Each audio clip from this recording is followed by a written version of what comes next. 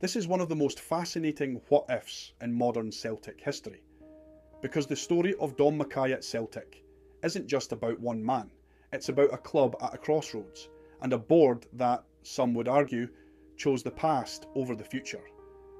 When Dom Mackay was announced as CEO of Celtic in 2021, it felt different. Not just another suit, not just another internal appointment. This was a guy from outside the traditional football bubble, coming from Scottish rugby, with a reputation for innovation, commercial growth and modern thinking.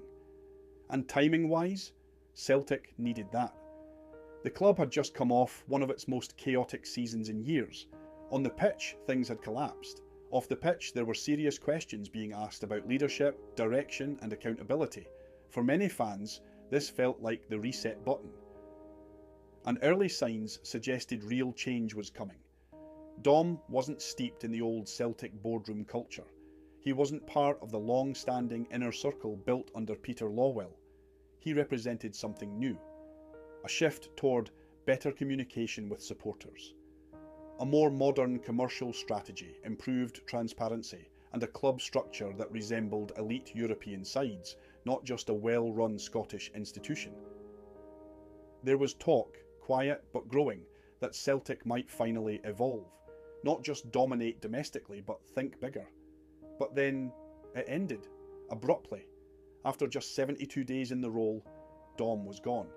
Officially, it was down to personal reasons. And that's important, because that's the only confirmed explanation.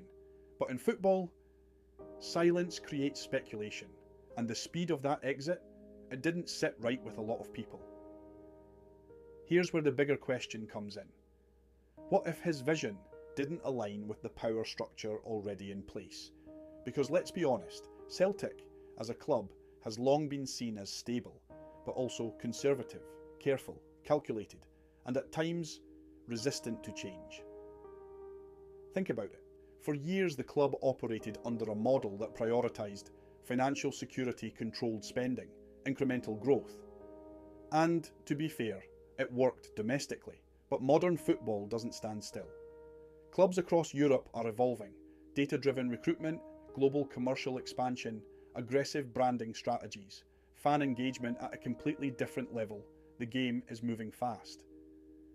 So when someone like Dom comes in with fresh ideas, external experience, and a different mindset, that can be uncomfortable, not necessarily wrong, but disruptive, and disruption challenges control. Now, fast forward to today. Celtic are still successful, no question, but look closer, and some of the same criticisms remain.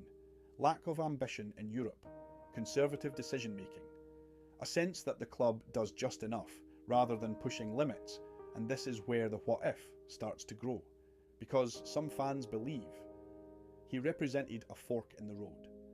One path, keep things steady, protect the model, minimise risk.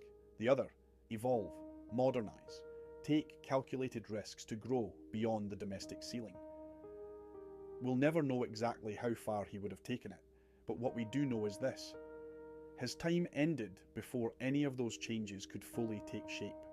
And since then, those deeper structural questions haven't really gone away. So, the real story here isn't just about a CEO who came and went, it's about identity. Is Celtic a club that leads change, or one that reacts to it? Is stability enough in a game that's constantly accelerating? And most importantly, did the club miss an opportunity to evolve when it had the chance?